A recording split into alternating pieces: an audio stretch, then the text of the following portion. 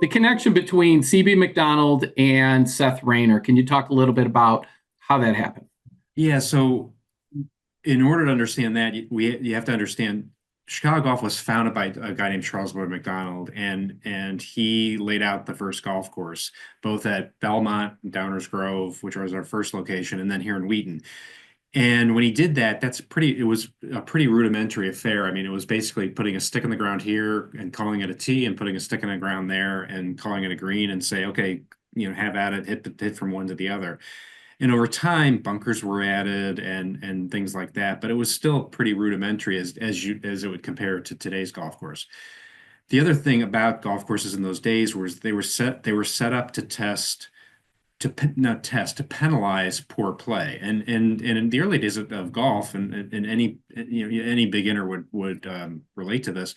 Getting the ball in the air is a huge part of your transition as a player. And those early penal, quote unquote, Victorian golf courses were set up to penalize players that couldn't get the ball in the air. If you were an expert player and you could get the ball in the air, it was rather easy. And so even with our evolution, the golf course got left behind. Now, then it's important to talk about McDonald and what happened to leave the golf course behind. So in about 1901, there was a conversation in the UK in a magazine among a lot of golf experts, Harry Varden, Harold Hilton, a bunch of other guys, about what constituted the best holes. And there was an amateur from Oxford named John Lowe who took the position, and he was very respected because he was on the R&A rules board and things. He took the position that what you should really set up is more options in golf, strategic options in golf. So if I only hit it so far, you're gonna tell me I can hit it over there. Now that's still gonna give me some number of challenges that would be different than the one if I hit it farther and I can hit it in another direction. But strategic golf architecture was what he was proposing be adopted. And McDonald, he left Chicago in about 1900, and he was an avid reader of this series, and over time he became a good friend of John Lowe's, and he totally bought into this notion. And his twist to it was, as he thought about it, now he had gone to school in St. Andrews and he'd been all over the UK playing golf, but his twist was he wanted to build one golf course with 18 great holes, not one golf course with, we got a good hole here, a good hole there, and the rest of them are kind of middling. And he did that, and what that became was the National Golf Links of America in Long Island. And that was the first really strategic golf course in the United States. Now, McDonald was a stockbroker, and he worked at the Board of Trade, and so he certainly wasn't going to get his hands dirty moving dirt and things. And at that time, he hired a local civil engineer on Long Island named Seth Raynor just to survey the ground. And over time, he realized what an amazing talent this guy was as a civil engineer. And so he taught Raynor all he knew about golf courses and about golf strategy, to the point where he turned, Raynor became his protege. And there are I think there's about 15 McDonald, what are called McDonald courses in the world, like the National Golf Leagues. There are about 15 of those. Every one of those was actually worked on and physically built by Seth Raynor, and obviously laborers and things. And over time, McDonald really didn't want to be in the business of building golf courses, but there was a great demand for it in the teens and 20s, and he turned the business over to Raynor. And so he had taught Raynor how to build golf courses and the ideas behind building golf courses. And then Raynor ran with it, and Raynor crisscrossed the country. He essentially, and the really unfortunate thing about him is he essentially worked himself to death. He was on a train going all across the country to Bermuda, to Hawaii, and he died in 1926 at age 51. So he had another 20 some odd years of productive work ahead of him that we, the golf community, lost. Probably the best example of that is he did the initial routing for Cypress Point, and he died before he could go build it, and then Alistair McKenzie built it using some of his concepts and obviously a lot of his own. But he was one of the real stars of what today we would call the golden age of golf course architecture with Tillinghast and with Mackenzie. Raynor was on that list. Now, I said that Chicago Golf had realized that its course had been left behind, and it wanted to have somebody come in and look at it and come up with a different plan. They had Harry Colt come in, for a day or two in the early 1910s. But they sent a letter to McDonald in 1917 where he said, he responded by saying, I've long wondered when you were going to come to your senses and realize that your course is among the worst in the country. And the only guy to fix it is my protege, Seth Raynor. He's going to come at a cost of $100 a day and stay out of his way. Unfortunately, World War I happened, and so it took a little longer than that. But in spring of 1921, Raynor came and he had done some initial planning around World War I, and he brought that back. And the kind of ultimate moment in our golf course history is when he first arrives back at Wheaton, and he realizes he's going to have to build a course on this rolling, wide open prairie site. And he's never worked on anything like that. He's moved a lot of, he literally built the Lido, which we hear about at Sand Valley. He built that out of a tidal marsh. He built the National Golf Links. He had also, done a lot of work at Yale, moving rock, but he'd never worked in that kind of thing. And so he sat in our clock tower for 2 full days, sketching out how he was going to do it. And then he went out and he created the golf course that we know today. And so it's course rankings are a funny thing. It's one of the top, you can tell me, 10 or 15 courses in the United States. And we're very proud of it. So one of the things that strikes me when you talk about C.B. McDonald's first design for Belmont is that, as you said, Chicago Golf is more of a prairie style flat. Belmont, though, there's a lot of undulation. There's a lot of ups and downs to that. Was it just the factor of that was just a location that they chose to start with at the Belmont site? Yeah, I mean, really, there were 2 reasons, I think, from my research that they picked the Belmont site. Number one was that it was somebody he knew who happened to be a Scotsman who owned a livestock farm and let him use it. And number 2, it was close to a rail yard. So if you've been to the Downers Grove Golf Club or Belmont Golf Club, it's, I don't know, 200-300 yards from a train station that exists today. Now, when they moved to Wheaton again, they bought a livestock farm, and it's interesting because our property gets pegged as being flat and uninteresting, people call it. But there's 45, 48 feet of elevation change from point A to point B. And when you trace through the evolution of how Raynor planned the golf course from his very first idea of what would design it, he used the elevation changes, and there's a natural ridge in the property that he used to really maximize the effect of the elevation we do have, to the point where, I'll have people that will come and they'll play it for the first time, and they'll say to me about no more than the 4th hole, they'll say, I was told this was dead flat. I haven't had a flat lie yet, and this doesn't feel flat. And every shot is uphill, and so it's deceiving that way. But it's a big, wide open, rolling prairie that you can see from one end to the other. Which, especially, once the prairie grasses come in, and late in the afternoon with the setting sun, it's just a beautiful. It's just a beautiful location, and having the access to those wide open vistas can be stunning. And the other aspect of it, of course, is that being open, the full effect of the wind hits your golf ball, and the holes move in different directions. So you've got to every wind direction that you can conceive of is going to hit you at least once in the round. So you mentioned strategy options. One of the things that I think most traditional courses, modern courses, factor in a lot is water. There's not a lot of water at Chicago Golf Club. What was the premise behind that? Well, their style of architecture didn't necessarily call for water. Now they built their golf, the McDonald Raynor courses are built all over. So, and they use the natural topography, and they use the natural, whatever water was there. So obviously they built Fisher's Island, which is out on the sea, on the ocean. That's going to have a lot of ocean.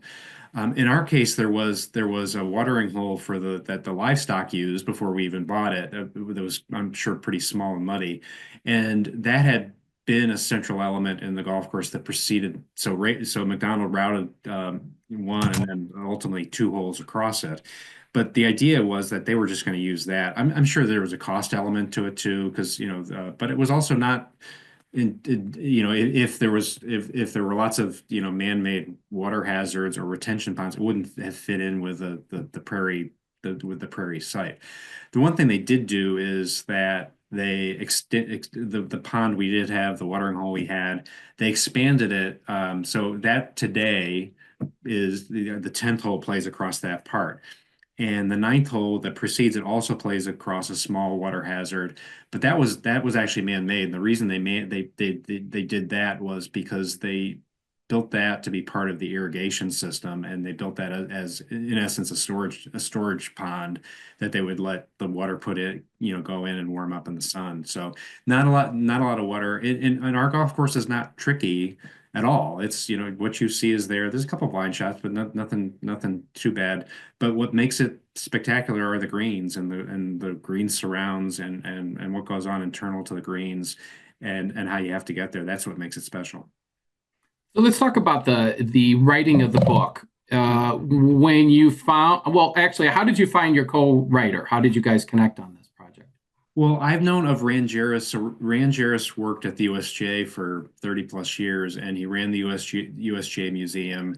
And I was in a room with him once or twice, I think, in 2005 when we had the Walker Cup, and potentially in 2018 when we had the Senior Women's Open. And my conception of him at the time was, wow, if he's here, then we're really at crunch time, because he had a pretty wide portfolio of things like communications that reported to him. Um, Writing a book was not on our radar screen, and it was suggested to us by a couple people, and then I did a little bit of work trying to flesh out what would we even talk about, because we didn't want to write a club history in the sense of this person joined now and this person used to drink this drink on this tee. We didn't want to get into any of that, and so I just did some initial work, but I knew that while I had done 10 or 15 years worth of research, and I knew the story elements, and I had a good level of confidence in being able to write a sentence, I knew that I would need help in telling the story compellingly. And compellingly is not just the words, but obviously the images, and we ended up having a lot of diagrams, and I needed somebody to collaborate. And I knew of Rand Jerris. I knew that he had just recently left the USGA. And I was introduced to him by another historian that the two of them are now two of the three or four people in the world who consult with clubs on how to curate and celebrate and communicate their history. A guy named David Normwald. So David introduced me to Rand, and Rand was nice enough to agree to work with us. And I think our mantra from the beginning was we didn't want to write a cookie cutter book, and all books are great. That's not my point, but we wanted to write something that was special and that was unique to Chicago golf, because Chicago golf is unique to other places. Just like I would think if you were at any, name your other club, you would want to have something unique to your club. And over time, we really spent a lot of time on certainly the writing of it, and certainly collecting images. And I'll talk at some point about the artists that helped us with that. But we really worked very diligently on what's the most compelling way for us to tell the story, even if it's not the way somebody else has ever told a golf story before. So that was a real emphasis. And I will mention so we've been very fortunate to be friends with a guy named Andy Johnson. You would know him as the Fried Egg. A guy named John Cavalier. People would know him as Lynx Gems, and a guy from Blue Mound up in Milwaukee named Jerry Rossi, who are all really talented in a lot of ways, but especially golf photographers. And of course, drone level golf photography has not only changed golf photography as a thing, but it's also changed people's understandings of golf courses too. And so we were very fortunate that the three of them over a period of probably about 2 or 3 years had taken a lot of really amazing images of our golf course. Channel stream lawn and power. Oops, sorry for the phone call. You can pick up my lawnmower for you if you'd like. But so we had that. The other person that was really important to the process was we knew we wanted some diagrams, and part of doing this book was leaving a record behind that would be useful for 50 years from now, 100 years from now, about what, not just what the golf course was at a moment in time, but how it got here. And so Don Plasek, who works for Tom Doak, he's an amazing golf architect, and he's an amazing golf artist, and he does all their blueprint work and things like that. And so he contributed a lot of, in their the hand drawn new drawings that you know, they're really amazing. So he made an amazing contribution.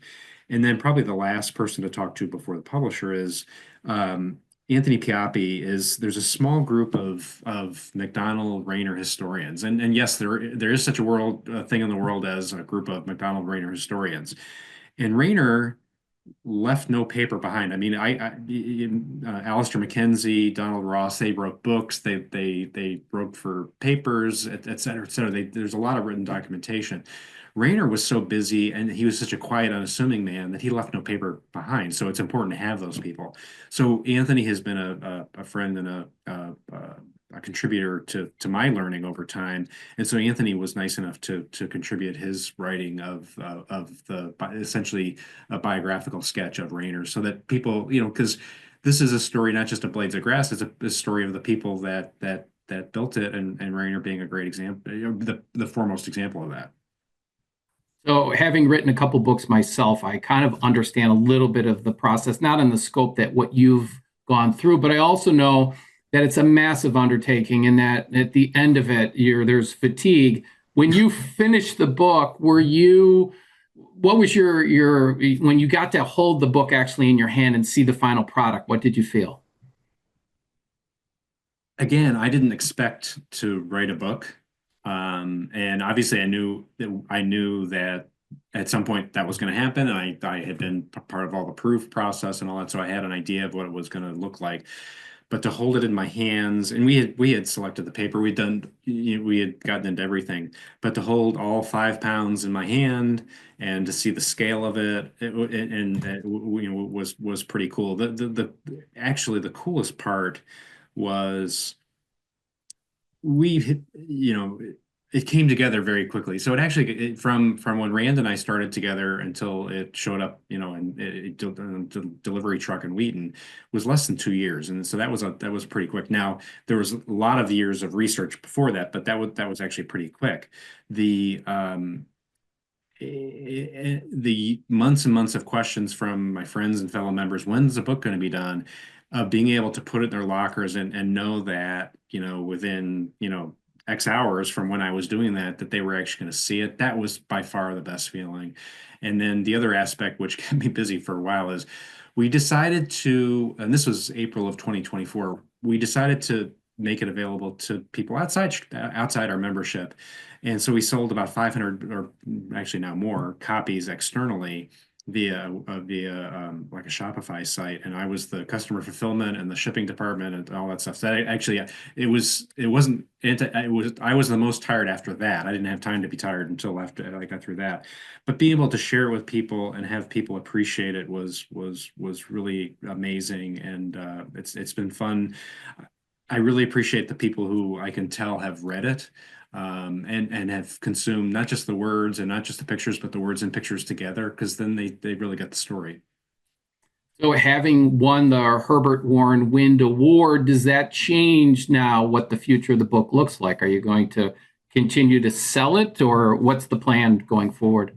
Well, I mean, we will continue to sell it in our pro shop for however long anybody wants to buy it. We have opened up for a limited time. We've reopened the Shopify site, and we're selling some. The USGA is selling some, because we understand that there's going to, you know, the announcement will have you know, had it pop up on people's radar screen for the first time.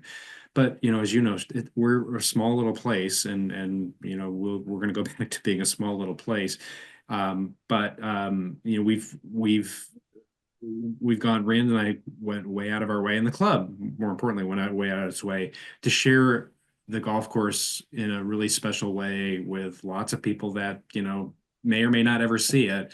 And I think we tried to be very respectful and very communicative with folks who, whether they would or wouldn't see it, so that, that we could share, not just what Seth Raynor did, but what the care of all the people that paid for it in the first place. And the other part of the story I haven't mentioned that I would be remiss is we decided it was very important, because it is an important element of the story, to tell the agronomic story of the golf course and how the golf course evolved over time.